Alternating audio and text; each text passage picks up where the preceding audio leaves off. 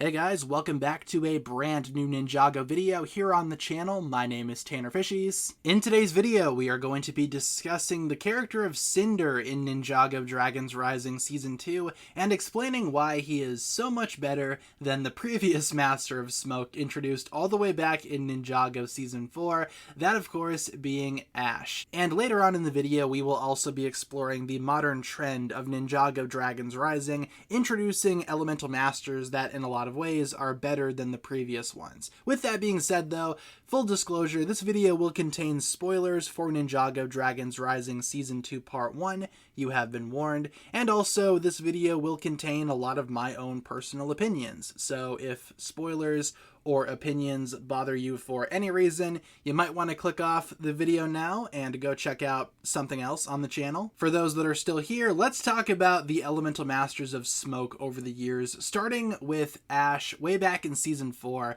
Now, Ash is really, in my opinion, a nothing character. He doesn't even really say anything in Season 4 either. He does have a credited voice actor, that of course being Brent Miller, the voice actor of Zane, but Ash doesn't really say a single line outside of grunting, and during Season 4, it's not like he even did much of anything, his only claim to fame being that one fight scene that he had with Kai, which is arguably one of the best fight scenes of early Ninjago, and while it was pretty cool to see him battle Kai, that doesn't really do much for his character, which was still pretty empty by the time Season 4 wrapped up, and it also did not help that Ash did not return, alongside several other elemental masters, for the Ninjago Hunted season, which saw a lot of older elemental masters from Season 4 return to assist the ninja in fighting Garmadon, Harumi, and the Sons of Garmadon army themselves. I imagine if Ash were to have been in this season, he probably would have had more to do, as a lot of the elemental masters that were present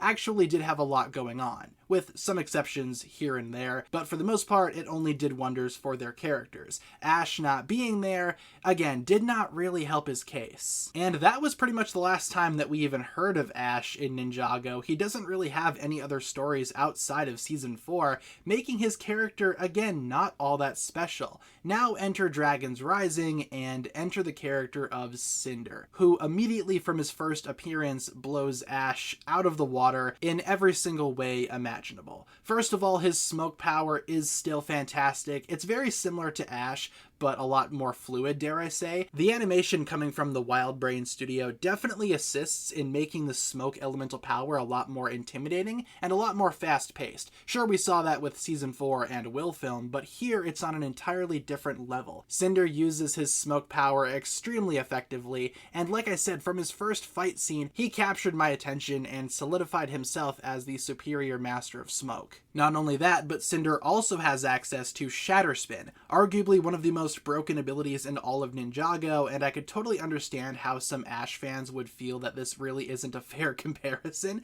because Ash didn't really have anything close to Shatter Spin, and if we are just comparing smoke versus smoke, they are about the same. Granted, again, Cinder does have better animation on his side, but that's not really his character at work, you know? But Shatter Spin definitely gives Cinder the edge over Ash, and if these two were to battle head on, even though that's not even remotely possible, Cinder would definitely win thanks to Shatter Spin, which makes his character all the more intriguing. I also love how Cinder maintains the fire and smoke rivalry, as during their battle in the Cloud Kingdom, Kai mentions how he previously defeated the old Master of Smoke, before defeating Cinder pretty easily, I admit, of course before Shatter Spin comes into play. But again, that just maintains the fire and smoke rivalry, showing that fire users will always be superior to smoke users, but when Cinder gets Shatter Spin and wrecks all of the ninja at the Cloud Kingdom, that's when things get real. Talking more about Cinder's character, he also obviously has a character, which is a lot more than I could say for Ash, who really doesn't have much of anything going for him, aside from, again, laughing and I guess being a little, you know, sneaky and tricky when he wants to be. Cinder, again, blows Ash out of the water when it comes to being an actual character, and I love his rivalry with Jordana as well. as they both try to actually appease Lord Ras and take that second-in-command spot. That was a very funny running joke throughout Dragon's Rising Season 2, and Cinder himself being hilarious, that also is a huge improvement over Ash. The only thing that I would say these two are both lacking is some type of backstory, and I feel like for Cinder it's needed more than Ash. Ash being the Master of Smoke, that's whatever, because a lot of elemental masters that showed up in Season 4 did not really have a clear origin. All that was said about them was, hey, they must have unlocked their true potential off-screen. Here they are. But for Cinder, what is his deal? When did he get his powers? Why exactly did he decide to join the side of Lord Ras? And how exactly did he unlock his true potential? All of that is super interesting, but I imagine that will be explored later on in future Dragon's Rising seasons, because Cinder is definitely not done with Dragon's Rising Season 2 Part 1. He will return, he will be in more stuff down the line, so I feel like that storyline could very well be explored, and that backstory will be established. But even without all of the backstory and the history to accompany his character, I still find him to be a lot better than Ash. Now, before we get into the final stretch of today's video, I do want to mention that even though I personally think that Cinder is a lot better than Ash, I totally understand why Ash fans...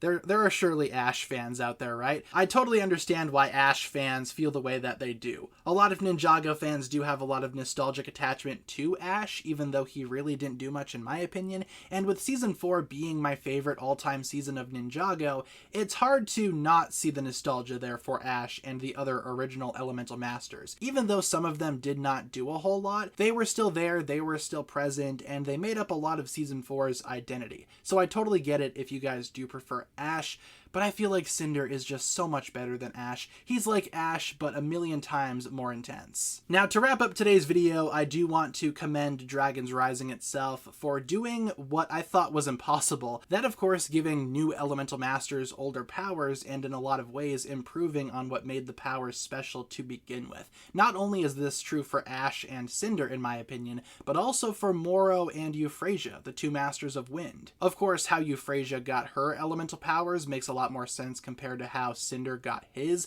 at least from what we've seen so far, but still, I like Euphrasia quite a bit. I feel like as an Elemental Master of Wind, she has a lot more going for her as opposed to Moro, who had a whole bunch of other stuff going on with his character too. The Wind power was just kind of a bonus. Euphrasia, being the new Master of Wind, makes a lot more sense, and she more or less defines that power now. Moro defined a lot else in Season 5 of Ninjago. Euphrasia is the current Master of Wind. This is her power now. And I feel like Dragon's Rising, again, is doing a fantastic job at hyping up these newer Elemental Masters, giving them things to do, and making sure that they are not just one-note copies of the originals. They are a lot like the originals in terms of how they operate and how they use their powers, but they are a lot more when it comes to their actual character and their personality. That is true for Cinder, and that is true for Euphrasia as well. So to wrap up my thoughts for today's video, everybody, sorry if this video is running a little bit long, I just have a lot to say regarding Cinder and Ash. I feel like Cinder is so much better than Ash in a lot of different ways, and I feel like a lot of the Ninjago community would agree with me. But of course, if you guys don't agree with me,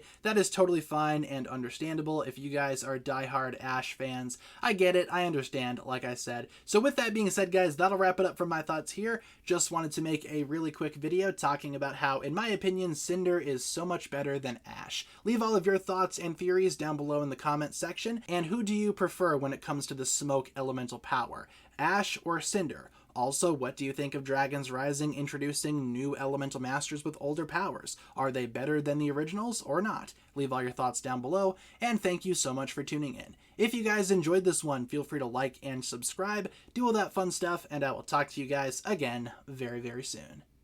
Peace.